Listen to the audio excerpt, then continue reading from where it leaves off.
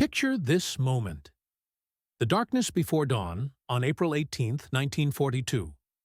Waves crashing against steel hulls in the North Pacific. A lookout's voice cuts through the wind and spray. Surface contact ahead. Range 12,000 yards. The words that would change everything. Lieutenant Commander Frank Akers gripped his binoculars tighter. Salt spray stung his eyes as he peered into the gray morning light. What he saw through those lenses would trigger the most audacious bombing mission in military history. The Japanese patrol boat Nito Maru had spotted them, a converted fishing vessel with 11 sailors and 1 machine gun. But that single radio transmission would doom 16 B-25 bombers strapped to the USS Hornet's wooden deck. None of them knew it yet. The American task force was still 650 miles from Japan, 250 miles farther than planned. The calculations were brutal and simple. Each bomber carried exactly 141 gallons of fuel. At maximum cruise efficiency, they might reach the Chinese coast. Maybe. The weather was getting worse by the hour. Wind speeds climbed toward 40 knots. Visibility dropped to less than 5 miles in the driving rain. These conditions bore no resemblance to the calm practice runs at Eglin Field. Lieutenant Colonel James Harold Doolittle stood on the carrier's bridge. 5 feet 4 inches of concentrated aviation genius. MIT doctorate. Trophy winner. Record breaker. At 45 years old, he had more experimental flying time than most pilots had total air hours. But this mission violated every principle he had learned. The attack on Pearl Harbor had taught American planners one fundamental truth. Geographic isolation meant nothing in modern warfare. If Japanese carriers could strike Hawaii without warning, then Japan itself must be equally vulnerable. The psychological mathematics were simple. Strike Tokyo and shatter the myth of imperial invincibility. President Roosevelt had demanded immediate retaliation after December 7th. Not in 6 months, when American production could overwhelm Japanese forces. Now, while American bodies still floated in Pearl Harbor's oil-slicked waters. While Japanese armies swept unopposed across the Philippines and Malaya. The American people needed proof their nation could hit back. Admiral Ernest King understood the strategic implications perfectly. Japan's defensive perimeter stretched from the Kurils to the Dutch East Indies. A chain of fortified bases that would take years to penetrate using conventional tactics. But Tokyo lay behind this screen protected by distance, and the assumption that no American bomber could reach it from any existing base. Captain Francis Lowe had watched Army bombers practicing carrier takeoffs at Norfolk. Twin-engine aircraft launching from painted deck outlines. The concept violated every rule of naval aviation. But Lowe's observation would revolutionize strategic thinking. The USS Hornet displaced 25,500 tons fully loaded. Her flight deck stretched 809 feet long and 86 feet wide. 4 steam turbines generated 120,000 horsepower, driving her through Pacific swells at 32 knots. Captain Mark Mitchell commanded nearly 3,000 officers and men. But today, his ship carried no Navy aircraft. Every square foot of deck space held Army bombers. 16 B-25B Mitchell medium bombers that had never launched from a carrier in combat.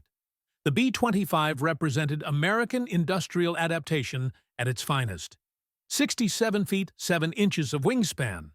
Empty weight 21,100 pounds. 2 Wright engines each producing 1,700 horsepower. Standard range 1,350 miles with a full bomb load. Nothing about this mission was standard. North American aviation engineers had performed mechanical surgery on each aircraft. The lower gun turret was removed, saving 600 pounds. Additional fuel tanks filled every available space. Capacity increased from 646 gallons to 1,141 gallons. The secret Norden bomb sight was replaced with a 20-cent device built from hardware store materials. The logistics were unforgiving. Standard carrier takeoffs required 500 feet of deck run. These bombers would have 467 feet from starting position to the bow. Each aircraft weighed 31,000 pounds fully loaded, nearly twice the weight of the Navy's largest carrier plane. No Army bomber had ever attempted this. No medium bomber had ever flown 2,400 miles over water without fighter escort. The margin for error was zero. Japan's homeland defense in April 1942 reflected 3 years of careful planning and absolute confidence. The Imperial Navy controlled the Western Pacific from the Aleutians to Australia. Land-based aircraft provided overlapping coverage from island chains.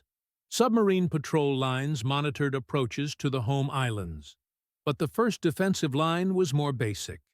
Picket boats stationed at 50-mile intervals extending 600 miles from the Japanese coast.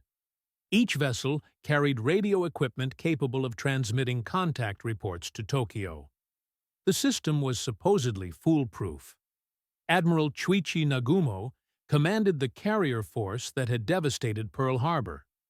He maintained that American carriers could not approach within 600 miles of Japan without detection.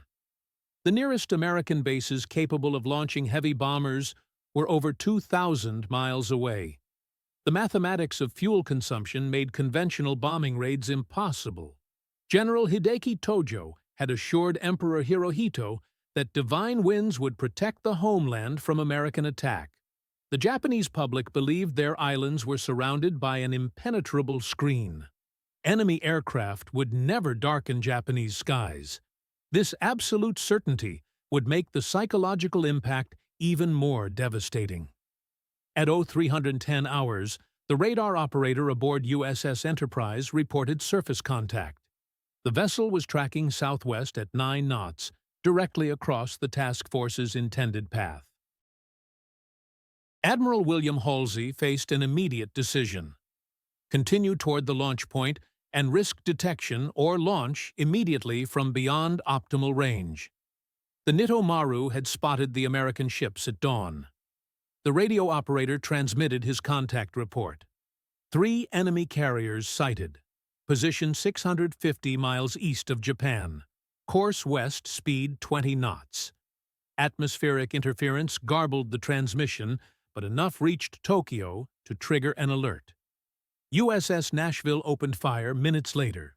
6-inch guns straddled the patrol boat with the second salvo. The Nito Maru burned and sank quickly, but her warning had been sent. Halsey made the only possible decision: launch immediately or abort entirely. At 0620, he signaled Hornet. Launch planes. To Colonel Doolittle and his gallant command, good luck and God bless you. Doolittle's bomber tail number 42344 sat 467 feet from the bow. Navy launch officer Lieutenant Henry Miller stood at the deck's port side, timing the carrier's pitch in 30-foot swells. As the Hornet's bow reached the bottom of a trough, Miller swung his checkered flag, the signal for maximum power. Staff Sergeant Paul Leonard watched engine instruments as cylinder head temperatures climbed toward redline. Co-pilot Lieutenant Richard Cole called out airspeed as the bomber accelerated down the spray-soaked deck. 40 knots, 50, 60. The white line marking the deck's edge rushed toward them. At 0820, with less than 50 feet remaining, Doolittle pulled back on the controls. The B-25 staggered into the air, dipped toward the waves as it lost the wind over the carrier's bow, then slowly climbed into the gray dawn. 15 more bombers would follow at 4-minute intervals. Lieutenant Travis Hoover's aircraft cleared the deck with 10 feet to spare. Lieutenant Robert Gray's bomber dropped so low that spray soaked the tail gunner's position. Captain David Jones watched green water break over his windscreen before achieving positive climb. Every pilot performed a miracle of aviation. launching overloaded bombers from a pitching deck into gale-force winds. The 16 aircraft flew individually toward Japan, maintaining radio silence. Navigation was by dead-reckoning magnetic compass and drift meter. No radio beacons, no weather updates, no fighter escort. Each five-man crew was alone over 650 miles of hostile ocean. Doolittle's bomber reached the Japanese coast at 12:30 local time. Navigator Lieutenant Henry Potter had calculated their position within 5 miles, despite flying through rain squalls and variable winds. The crew could see Japanese civilians waving from fishing boats, apparently believing the low-flying bomber was on patrol. The false gun barrels installed in the tail cones had achieved their purpose. Tokyo's air raid warning system activated at Aero 900 based on the patrol boat's report, but stood down at noon when no enemy aircraft appeared. The population of 6.5 million was conducting normal Saturday activities. Bombardier Staff Sergeant Fred Bramer opened the bomb bay doors at 13:15. 4 500-pound incendiary clusters dropped from 1,200 feet, spreading across 10 city blocks in the Shitaya district. Lieutenant Hoover's crew bombed the Tokyo Special Steel Company 30 seconds later. The powder works exploded in flames, visible from 20 miles. Lieutenant Gray struck the Tokyo Gas and Electric Engineering Facility. Lieutenant Holstrom hit the Ogura Oil Refinery. Captain Jones dropped his bombs on military warehouses in Yokohama. Each bomber carried specific target folders, but weather navigation errors and anti-aircraft fire forced rapid decisions. The second wave arrived over Japan between 1300 and 1400 hours. Lieutenant Hallmark, piloting the Green Hornet, struck steel mills at Yokohama despite heavy flak. Lieutenant Lawson bombed the Nippon Machinery Works. Lieutenant Watson hit the Tokyo Naval Arsenal. Lieutenant Joyce struck Japan Special Steel. Each crew reported successful bomb runs, though damage assessment was impossible, while flying at maximum speed toward China. Captain York faced mechanical failure 200 miles from Japan. His left engine consumed fuel at twice normal rate. Unable to reach China, York turned northwest toward Soviet territory, landing at Vladivostok after 6 hours flight time. The crew would spend 14 months in Soviet internment. A diplomatic complication Moscow handled by officially denying their presence while privately treating them as guests. Lieutenant Farrow's bomber arrived over Nagoya as defense fighters scrambled from Kasumigora Naval Air Station. 9 Mitsubishi Zero fighters pursued Farrow's B-25, but the bomber's low altitude and maximum speed prevented effective interception. Corporal DeShazer released 4 incendiary clusters over the Mitsubishi aircraft factory, destroying the paint shop and damaging assembly buildings. The psychological impact multiplied with each bomb explosion. Tokyo had not heard air raid sirens since the Great Kanto earthquake of 1923. Children ran from schools. Office workers fled into streets. General Tojo was inspecting military bases when one B-25 passed so close he could see the pilot, though the bomber never fired. The raid shattered Japanese invulnerability. As the bombers turned toward China, fuel gauges dropped faster than calculated. Headwinds exceeding 25 knots increased consumption beyond worst-case planning. The Chinese airfield at Chuchao, supposedly ready to receive them with homing beacons and runway lights, remained dark and silent. Radio calls went unanswered. Crews faced an impossible choice: bail out over unknown territory or attempt water landings in darkness. Lieutenant Lawson's B-25 struck water at 110 nautical, attempting controlled ditching. The impact tore the bomber in half, throwing Lawson through the windscreen. His injuries included compound fracture of the left leg, severe lacerations, and multiple broken teeth. Navigator Lieutenant McClure pulled the unconscious pilot from the sinking aircraft. Gunner Thatcher swam repeatedly into the fuselage to rescue equipment and medical supplies. Chinese military had not been informed of the raid due to security concerns. General Chiang Kai-shek learned of the mission only when bombers began arriving over Chinese territory. Chinese forces, mistaking the B-25s for Japanese aircraft, opened fire with anti-aircraft weapons. Lieutenant Smith's bomber was hit by ground fire near Nanchang, forcing the crew to bail out over Japanese-occupied territory. Weather conditions over China deteriorated rapidly after sunset. Ceiling dropped to 500 feet. Visibility decreased to less than 1 mile. Mountain peaks rose to 6,000 feet along the planned route. Without radio beacons or accurate maps, crews flew by instinct and luck. Fuel exhaustion became inevitable as gauges touched empty between 2,200 and 2,400 hours. Lieutenant Watson ordered his crew to bail out at 11,000 feet when both engines quit from fuel starvation. The 5 men landed across 20 miles of mountainous terrain in Zhejiang province. Watson's parachute caught in a tree, leaving him suspended 30 feet above ground in freezing rain. He hung for 6 hours before Chinese farmers heard his shouts and cut him down. Lieutenant Hallmark's crew represented the final test of the mission's success.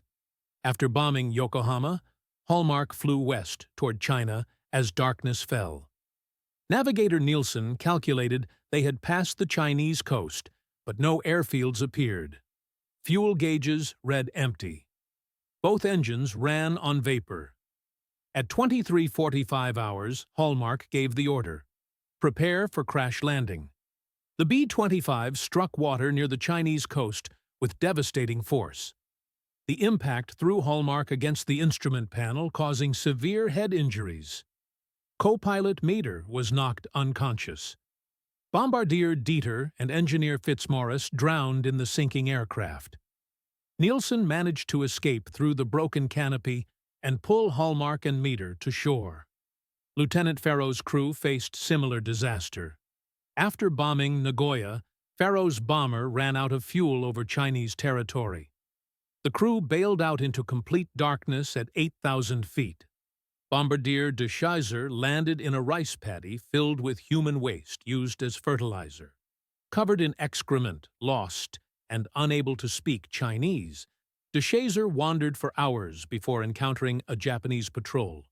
He would spend 40 months in solitary confinement, tortured repeatedly for information about American carriers. Farrow and Navigator Barr were captured within hours of landing.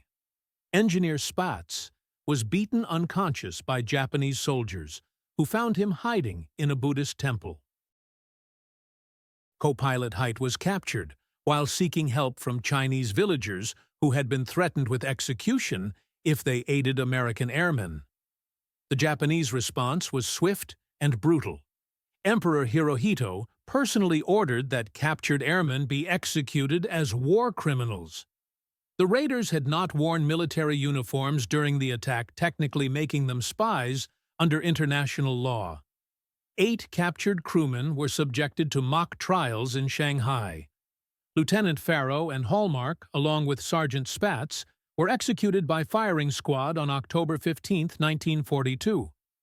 The remaining 5 were sentenced to life imprisonment. 69 of the 80 Doolittle raiders eventually reached safety in free China. 3 died in crash landings or drowning. 8 were captured by Japanese forces. 1 crew was interned in the Soviet Union. Every single B-25 was lost, destroyed in crashes, or abandoned to prevent capture.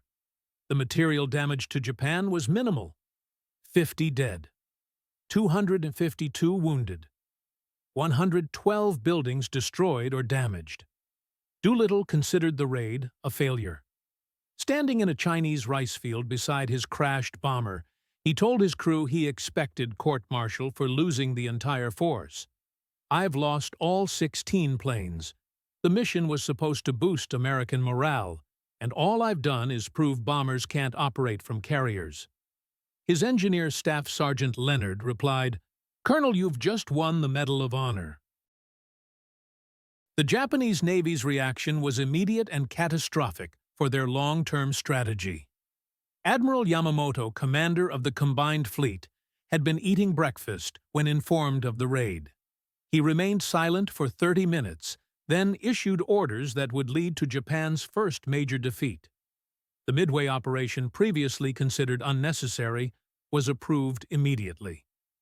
Yamamoto was determined to destroy the American carriers that had humiliated the Japanese Navy. President Roosevelt announced the raid to the American public with calculated misdirection. When asked where the bombers had launched from, he smiled and said, "Shangri-La," referencing the fictional Himalayan paradise from James Hilton's novel. The American public, desperate for good news after months of defeats, celebrated the first strike against the Japanese homeland. War bond sales increased 20% in the week following the announcement. The raid's strategic impact far exceeded its physical damage. 4 Japanese Army fighter groups were recalled from the Southwest Pacific to defend the homeland. These squadrons were desperately needed in New Guinea and the Solomon Islands, where their absence contributed to American victories. The Japanese Navy accelerated the Midway operation by 6 weeks, allowing insufficient time for proper planning and coordination. The Chinese paid the highest price for American success. Japanese forces launched Operation Seigo, a retaliatory campaign in Zhejiang and Jiangxi provinces where raiders had landed. General Shunroku Hata deployed 100,000 troops with orders to destroy all Chinese who might have aided the Americans. Entire villages were burned. Wells were poisoned with cholera and typhoid bacteria. An estimated 250,000 Chinese civilians died in the 3-month campaign of systematic extermination. The technological lessons transformed American bombing doctrine. The success of low-level attack profiles led to development of skip bombing techniques that would devastate Japanese shipping. The B-25's performance inspired modifications that created heavily armed strafer variants used throughout the Pacific War. North American aviation engineers developed the B-25G and H models, with 75mm cannon mounted in the nose, turning medium bombers into flying artillery pieces. Admiral Yamamoto's obsession with eliminating the American carrier threat led directly to the Battle of Midway. On June 4, 1942, the Japanese Navy committed 4 fleet carriers to the operation, convinced that overwhelming force would achieve decisive victory. American codebreakers, reading Japanese naval communications, positioned 3 carriers for ambush. In 5 minutes, dive bombers from Enterprise and Yorktown destroyed carriers Akagi and Soryu. The 4th carrier, Hiryu, was sunk hours later. The loss of 4 fleet carriers and their experienced aircrew at Midway represented damage from which the Japanese Navy never recovered. The ships could be replaced, though slowly. The pilots could not. Years of training and combat experience vanished beneath Pacific waves. The tactical advantage in carrier aviation shifted permanently to the United States.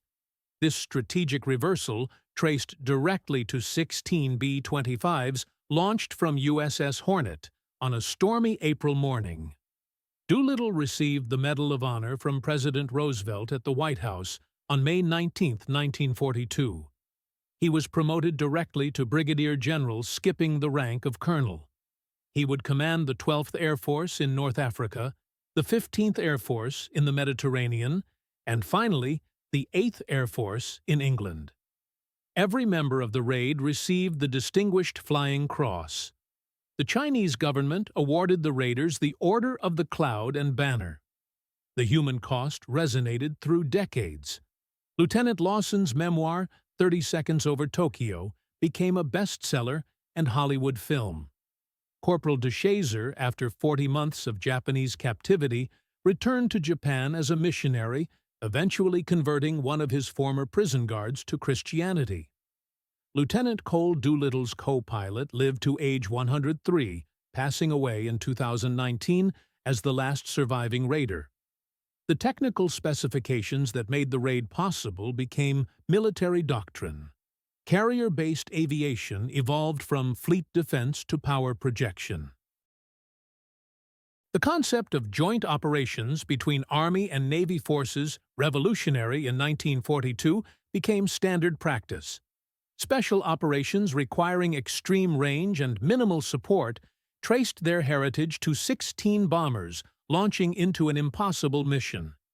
Japanese military historians would later identify the Doolittle raid as the psychological turning point of the Pacific War. Not Pearl Harbor, which had energized Japanese confidence. Not Midway, which was still 2 months away. But the moment American bombers appeared over Tokyo, proving that ocean barriers that had protected Japan for 1,000 years meant nothing in the age of carrier aviation. The execution of 3 Doolittle raiders haunted Japanese military command. Lieutenant Hallmark, barely able to stand due to his injuries, walked to his execution with dignity. At 4:30 p.m. on October 15, 1942, at Public Cemetery No. 1 outside Shanghai, Hallmark, Farrow, and Spatz were tied to small crosses and blindfolded. Given a moment for silent prayer, they were shot by firing squad. The bodies were cremated, considered by the Japanese to be ultimate dishonor.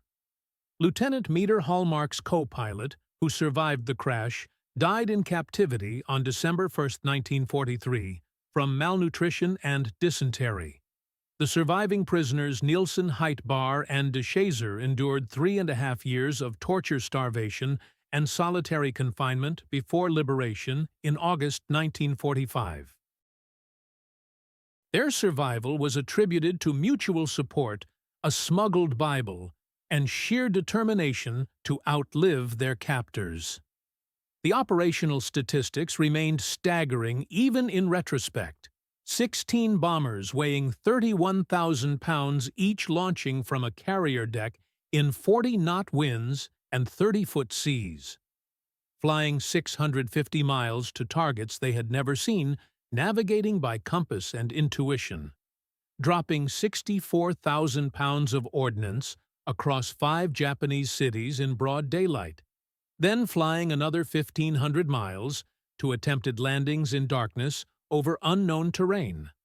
The USS Hornet would survive only 6 more months after launching the raiders.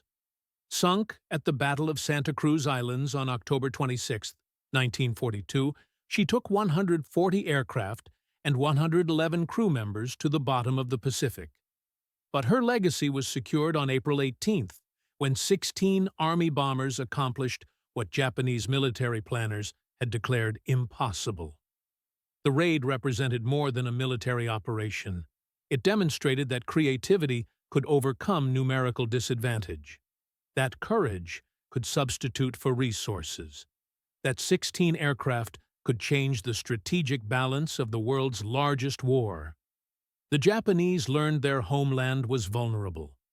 The Americans learned they could win. Both lessons would shape the Pacific War's bloody progression toward Tokyo Bay and unconditional surrender.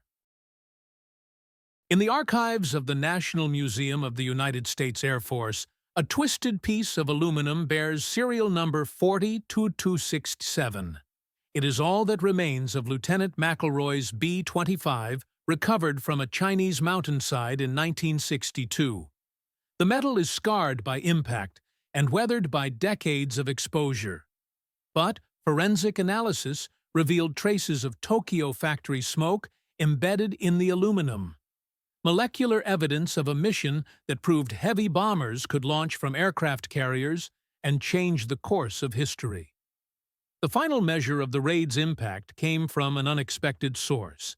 In 1959, Prince Nobuhito Takamatsu, Emperor Hirohito's brother, attended a reunion of raiders in Tucson, Arizona. Asked why he had come, the prince replied, "Your 16 planes changed our world." They proved that courage and innovation could defeat tradition and expectation. The bombs you dropped on Tokyo were small. The ideas you dropped were devastating.